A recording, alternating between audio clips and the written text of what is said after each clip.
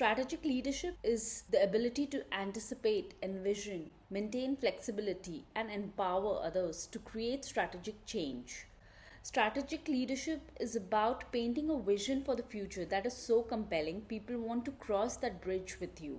But the structure of that bridge, is it stable, straight path, or a daring suspension bridge? That depends on your style. Transactional leadership, the status quo leader. Transactional leadership uses incentives and rewards to encourage team members' performance for day to day activities. The relationship here is an exchange, a transaction. You do the work, I give you the bonus. You meet the quota, you keep your job. It focuses on supervision, organization, and performance monitoring. It's incredibly effective for hitting short term goals like quarterly sales targets, but it doesn't inspire passion.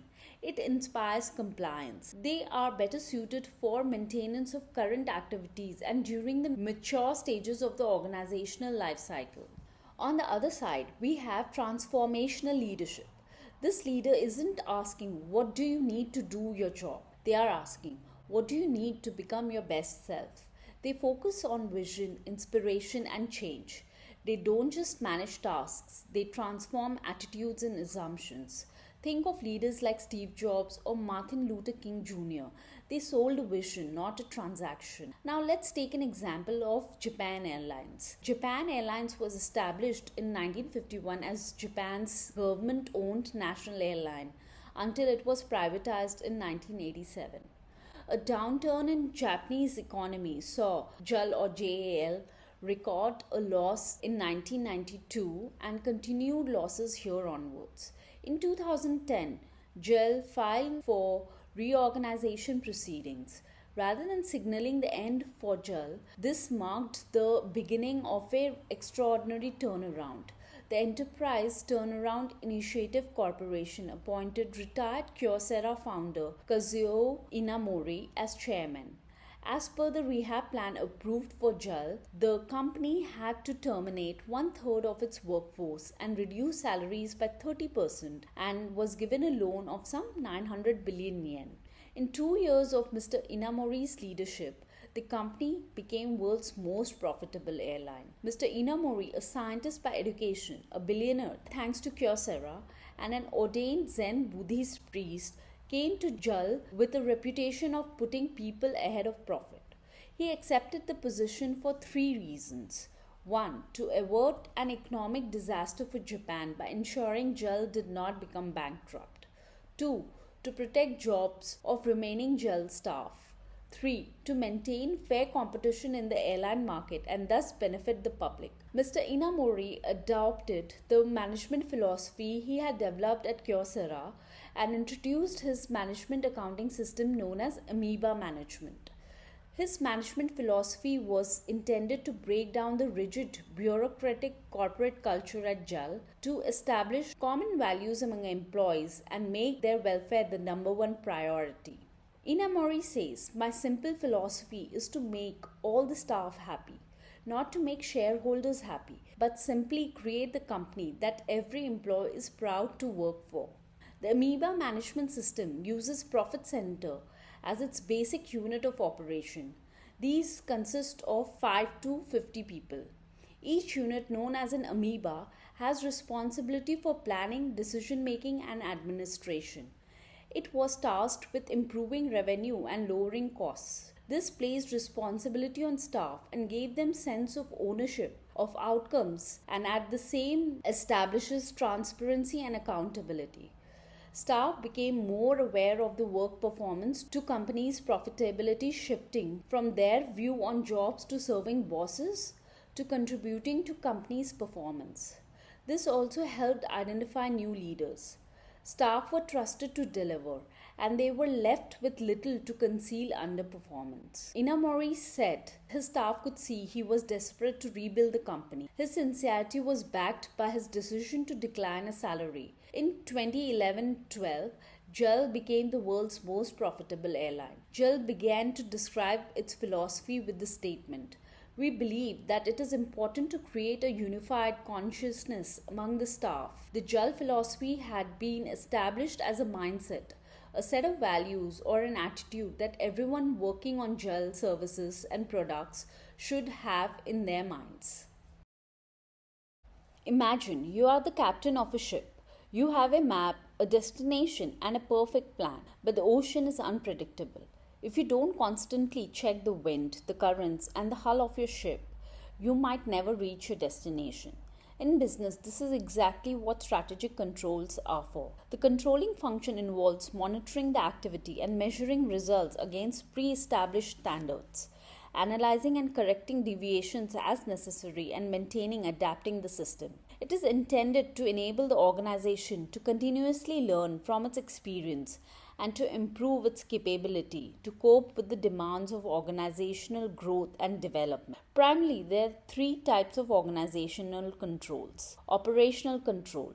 The thrust is on individual tasks or transactions as against the total, more aggregative management functions. Examples such as stock control, production control, quality control. Management control. When compared with operational control, management control is more inclusive and more aggregative in the sense of embracing the integrated activities of a complete department, divisions, or even entire organization instead of mere narrow activities of subunits. The basic purpose of management control is the achievement of enterprise goals, short or long in range, in a more effective and efficient manner. Third is the strategic controls. There is often a time gap between the stages of strategy formulation and its implementation. A strategy might be affected on account of changes in internal and external environments of organization. There is a need for warning systems to track a strategy as it is being implemented. There are four types of strategic controls. Let's go through it one by one.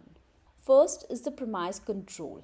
It was based on certain assumptions or premises like low inflation, stable demand, or specific competitors' behavior. Premise control is the act of constantly asking, are the assumptions we made 6 months ago still true today? If the map changes, you have to redraw the route. Then, strategic surveillance. This isn't about checking your specific plan. This is the periscope. It's a broad, ongoing lookout for threats and opportunities you didn't anticipate. It's keeping an eye on new technologies, shifting social trends, or political changes that could impact your business, even if they aren't directly related to your current plan. 3. Special alert control. Sometimes planning goes out of the window. Special alert control is reserved for sudden catastrophic events. This is the fire alarm. Its rapid response triggered by a crisis like sudden cash flow shortage, a PR disaster, or a competitor launching a disruptive product. You don't follow the plan here, you pivot immediately to survive. Finally, we have implementation control. Strategy isn't just a dream, it's a series of steps. Implementation control is checking the small milestones. Are we on track? If a specific project or department is failing to meet its intermediate goals, the whole strategy is at risk. It's about deciding, do we need more resources here? Do we need to change the timeline? Or do we scrap the small part to save the whole? Here are the 7 essential types of strategic performance measures you should know. First, the classic financial measures. This is the vital signs of your business. Are you making money? Key metrics here include revenue growth rate, net profit margin, and return on investment. If these numbers are in red, then there is trouble. Next, customer satisfaction. Happy customers are repeat customers. Track your score, which asks, would you recommend us? A high score here means you are solving a real problem. Market measures tell you where you stand in the jungle. This is about market share. What percentage of the total market do you own? And market penetration. How much potential have you actually captured? You want to have the biggest slice of the pie? Now, employee measures. Your employees are the engine. If the engine seizes, the car stops. Employee measures include employee turnover rate. A high turnover is a silent killer. Innovation measure. Innovation measures look to the future. What percentage of your revenue comes from new products? How many patents do you file? How much time do teams spend on R&D? If you aren't measuring innovation, you aren't preparing for tomorrow. Then, environmental measures. In today's world, environmental measures are no longer optional. These track your carbon footprints, energy efficiency, and waste diversion rates. Stakeholders and customers demand that you protect the planet while you profit. Operational internal process measures. These ensure that machine runs smoothly. Think cycle time, how fast you deliver, quality rate, defects per million, and throughput. Efficiency here frees up cash for everything else.